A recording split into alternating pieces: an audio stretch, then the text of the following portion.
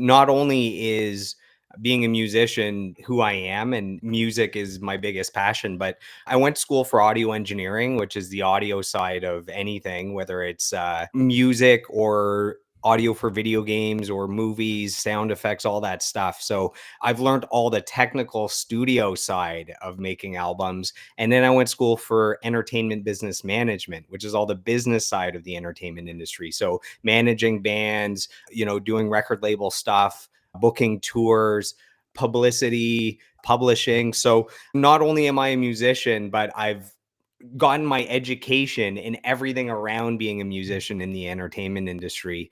So my preparation is I usually get about a week advance because I do 1 2 hour interview per week. And then Yeah. I do 2 or 3 other shorter episodes per week that don't have a guest where I'm sharing music news or music stories.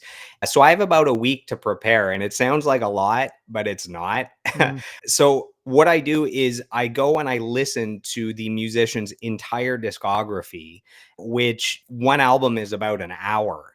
Mhm. So, I would say on average, most musicians or bands have about 5 albums. So that's 5 hours of listening to music. And I listen to their discography probably 3 4 5 times just to know everything inside out. So at any point, if they talk about any song, I know which one it is, from which album, when the album came out, how the album sold, what the lyrics are. So I feel like I'm going to battle, not in a bad way, but I'm going to battle in every interview, and I want to go in with like a rocket launcher instead of like a little pistol. So that's what I do to be familiar with the music, which is the most important part, I believe, of the interview.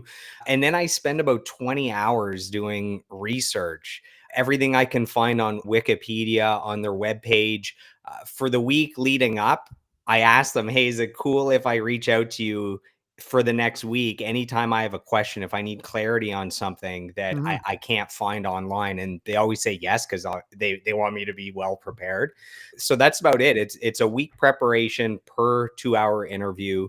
It's about 20 hours of prep. It's probably, I don't know, 5, 10, 15 hours of music listening. So by the time I get into the interview, I hope I know as much about the musician as they know about themselves. And what's funny is I get comments from them that perhaps I know more than they know. Like, they weren't aware. I remember I interviewed John Wysocki, the original drummer from Stain. So I had him on the podcast twice. Stained is one of my favorite bands. Mhm. And unfortunately, he just passed away a few months ago. But when I had him on the first time, I did a recap of his career, just Yeah. saying, in this period of time, you guys released this many albums, you sold this many, you had this many singles, this many number ones, this many charted, you did this, this, and this. And he just went, I had no idea that we had achieved that. I appreciated everything.